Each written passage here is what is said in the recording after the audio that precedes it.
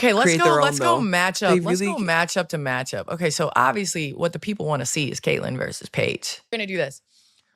Who wins the matchup between Caitlyn and Paige? I already know what you're gonna say. My girl, Caitlyn, what? Okay. Candace Parker and Aaliyah Boston just dropped the Caitlyn Clark versus Paige Bueckers debate on their podcast, and what they said has the entire basketball world spiraling. These aren't random fans arguing in group chats. These are WNBA champions unleashing their raw, unfiltered takes on who would actually come out on top in a one-on-one showdown. And their answers are shaking the league to its core. What they revealed might hit you harder than you expect.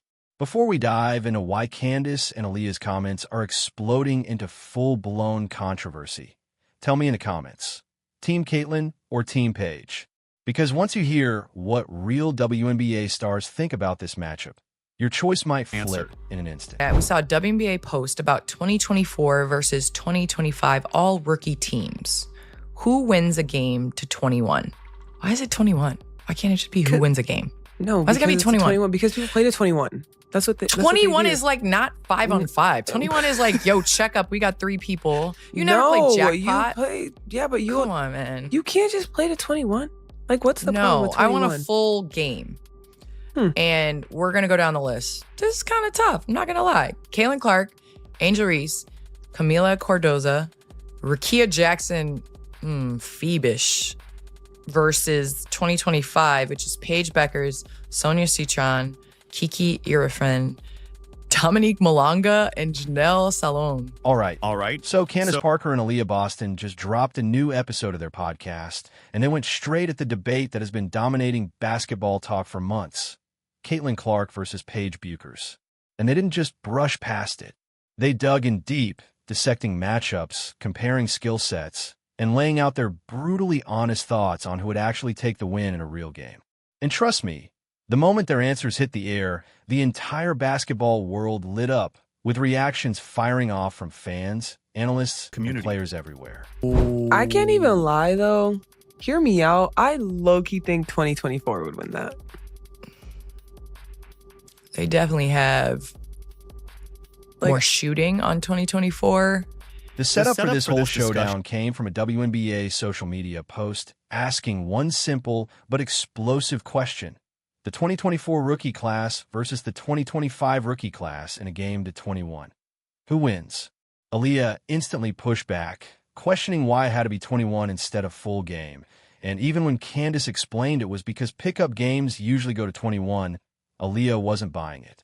She wanted a real game, real minutes, real pressure. And honestly, she had a point because 21 doesn't show rotations, fatigue, or mid-game adjustments. But everything shifted once they broke down the rosters.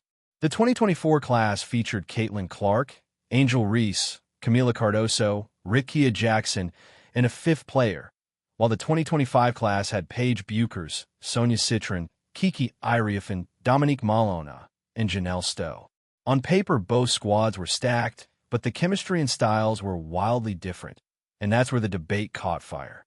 Candace immediately highlighted that the 2024 class had far more shooting, an advantage you simply cannot ignore, because Caitlyn Clark isn't just a great shooter, she's one of the most dangerous in the sport, with limitless range and the ability to create offense on demand. And when you've got someone like that, defenses can't sag, they can't overhelp, they can't gamble, and the pressure she puts on the perimeter forces the entire defense to stretch in ways that open up everything for everyone else. Okay, let's go matchup. Let's go matchup to matchup. Okay, so obviously what the people want to see is Caitlyn versus Paige. We're going to do this. Who wins the matchup between Caitlyn and Paige? I already know what you're going to say. My girl, Caitlyn, what? Okay. But then they started breaking down the individual matchups, and this is where everything really exploded. The showdown everyone is obsessed with. The one that would sell out arenas in minutes and break every TV rating record in sight is Caitlyn Clark versus Paige Bueckers. These are arguably the 2 most gifted guards to come out of college basketball in the last decade. Both are champions. Both have massive, loyal fan bases. Both can take over a game with a single possession. So who wins that matchup? Aaliyah Boston didn't even blink. She said, "My girl Caitlyn." And that matters for a lot of reasons. First, Aaliyah plays alongside Caitlyn on the Indiana Fever. She's seen firsthand what Caitlyn does at the pro level, how she prepares, how she works, how she responds when the pressure hits its peak. This isn't fan bias. This is a teammate speaking from daily experience. Second, Aaliyah is one of the highest IQ players in the league. She's not tossing out hot takes for shock value. When she says Caitlyn wins, it's coming from deep basketball knowledge. Candace's reaction was just as revealing. She clearly expected Aaliyah to pick Caitlyn, but she didn't push back, and that silence spoke volumes. Candace Parker, a Hall of Fame level legend who has seen every kind of elite talent the WNBA has produced, didn't challenge the idea that Caitlyn beats Paige head-to-head. That alone tells you the take isn't wild, it's believable. But let's be honest, the Caitlyn versus Paige debate has always been bigger than basketball. It's about narratives, media waves, fan loyalty, and the future face of women's hoops. They represent two completely different journeys. Caitlyn stayed 4 full years, built her legacy step by step, and left as the most decorated college player ever. Paige battled injuries, had her timeline thrown off, but never lost her status as one of the most skilled and polished guards in the sport. Both paths are valid. Both players are phenomenal. But the question of Sonia Citron and Rakia. We'll do Rakia. Sonia Citron and Rakia. I still think Rakia can win that. You think Sonia's gonna win that? That is more of like a coin toss, to be honest with you. Yeah. Skill set wise, they actually play very similar, but I do think system wise it's different. So we're seeing different skill sets. That's true. Because Rakia doesn't play in Sonia's system and Sonia doesn't play in Rakia's system. Then they shifted to the next matchup, Sonia Citron versus Rickea Jackson. And this one instantly became a toss-up. Candace called it a coin flip, and Aaliyah didn't disagree. Both are dynamic wings who can score, defend, and influence a game in a dozen different ways. But Candace brought up something that took the conversation to another level: systems. She pointed out that we're seeing different versions of these players because Rickea isn't in Sonia's system and Sonia isn't in Rickea's. And that's a deeper basketball truth most fans overlook. A player's impact is shaped by the system around them. Some schemes highlight strengths, others hide them. Rickea Jackson is in Los Angeles running a system that might not reveal every layer of her game. Sonia Citron will end up somewhere entirely different, with a scheme that could either unlock her fully or pull her in another direction. So comparing them isn't as simple as stat versus stat. It takes understanding who they are as players, how their games translate on neutral ground, and what happens when their strengths collide directly against each other. Angel and Kiki. Let me tell you, that would be one heck of a matchup. Right? That would really be one heck of a matchup. That's what I said. 21 isn't enough. You're right. We probably should do a full game. That's what I said. We should do a full game. What's 21? 21 is like... Then came the Angel Reese versus Kiki Iriefin matchup, and both Candace and Aaliyah lit up instantly, agreeing that this would be an absolute war. Aaliyah even said it would be one heck of a matchup, and you could hear the respect in her voice, because Angel and Kiki both play with a level of physicality, intensity, and nonstop motor that most players can't match. Neither of them backs down. Neither of them takes a single possession off. That showdown would be pure energy, pure grit, pure chaos, in the best possible way, and honestly might be the most electrifying matchup of the entire hypothetical game. This is where Aaliyah circled back to her earlier point about 21 not being enough. She said a battle like Angel versus Kiki demands a full game, because in a race to 21, a couple lucky bounces or a quick hot streak can swing everything. But over a full 40-minute fight, the more conditioned, smarter, more disciplined player usually rises. Limiting these matchups to a fast game doesn't come close to capturing their real complexity. After breaking down all the head-to-head battles, Candace said she's rolling with the 2024 class, mainly because of their shooting and overall experience. But then she dropped a fascinating comment about Dominique Malona. She said that long-term, Dominique might become one of the best post players to ever touch the WNBA floor. That's an outrageous level of praise coming from someone who has battled the greatest post players of the past 2 decades. What makes Dominique special, according to Candace, is the blend of size, touch, IQ, and skill. She's not just big, she's polished. She can pass. She finishes with either hand. She understands angles and positioning, and those are the traits that age well in the pros. So even though Candace believes the 2024 class wins right now, she's acknowledging that the 2025 class may have players whose long-term ceilings reach even higher. Then the conversation took a fun turn when they compared their own rookie classes. Candace's legendary 2008 class featured herself, Sylvia Fowles, Candace Wiggins, Nikki Anasike, and Mattia Javan. Aaliyah's 2023 class included Diamond Shields, Dorka Juhas, Jordan Orton, and Lee Uuru.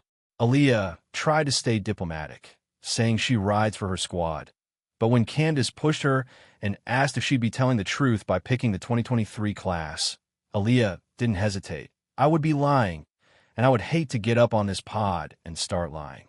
That honesty is what makes moments like this so refreshing. She could have hidden behind generic PR speak, but she kept it real. The 2008 class was stacked. Hall of Famers, MVPs, champions. The 2023 class has promise, but they're nowhere near that yet, and might never get there. Candace did try to soften it by reminding listeners that we know how the 2008 careers unfolded, while the 2023 class is still writing theirs. Jordan Orton got hurt. Diamond Shields has battled injuries and instability. But even with all that considered, the gap is obvious. What makes this entire conversation fascinating is how it shows the depth of how pros evaluate talent. They aren't watching highlight reels. They're thinking about systems, IQ, matchups, physical tools, conditioning, work ethic, and long-term development. When Candace and Aaliyah debate Caitlyn versus Paige, they're not talking about who went viral or who had the flashiest handles. They're imagining a real, competitive setting with real pressure. And Aaliyah picking Caitlyn instantly says a lot. She's not playing favorites. She's choosing based on seeing Caitlyn every day, her preparation, her adjustments, her clutch moments. That kind of firsthand insight carries way more weight than any TV analyst who's never been on a WNBA court. And the fact that this debate is happening at all says something bigger. Women's basketball is thriving. Fans care. Media cares. Players care. We're debating rookie classes and individual battles because the sport is booming, talent is rising, and rivalries are forming in real time. The Caitlyn versus Paige rivalry has become the defining matchup of this generation. Women's basketball's version of Bird versus Magic, a clash of styles, personalities, and legacies that's pushing the game to new heights. These aren't just great players. They're cultural forces, each representing a different style, a different mentality, and a completely different fan base. And just like Bird versus Magic, this debate might never truly be settled because both stars have real, legitimate claims to the throne. What Candace and Aaliyah's conversation made crystal clear is that these matchups are layered. Shooting matters, athleticism matters, IQ matters, fit matters, chemistry matters, experience matters. You can't pull up a scoring average and declare a winner. Basketball is too intricate, too nuanced, and the people who've played at the highest level understand that in ways casual fans simply don't. Candace's comment about Dominique Malona potentially becoming one of the best post players in WNBA history shows how deeply they're thinking long-term. They're not just evaluating who's good today. They're projecting careers, identifying traits that lead to greatness. And when someone with Candace Parker's resume says a player has that kind of ceiling, you pay attention. What made this conversation even better was the honesty. Aaliyah could have dodged the question, given a safe answer, or tried to be neutral. Instead, she made a choice and stood firmly behind it. That's the kind of real, unfiltered perspective fans crave, but rarely get from athletes trained to avoid controversy. And here's the bigger picture. Debates like this matter. They fuel the sport. When Candace Parker and Aaliyah Boston sit down and break these matchups down, fans share it, argue about it, clip it, and spread it across every platform. That kind of engagement grows the game, pulls new fans in, and keeps women's basketball in the spotlight. So there it is. Candace Parker and Aaliyah Boston gave their verdict on Caitlyn versus Paige, and Aaliyah chose Caitlyn without hesitation. Do you agree with her pick, or are you still riding with Paige? Drop your thoughts in the comments, hit like, and subscribe for more women's basketball content. This debate isn't going anywhere.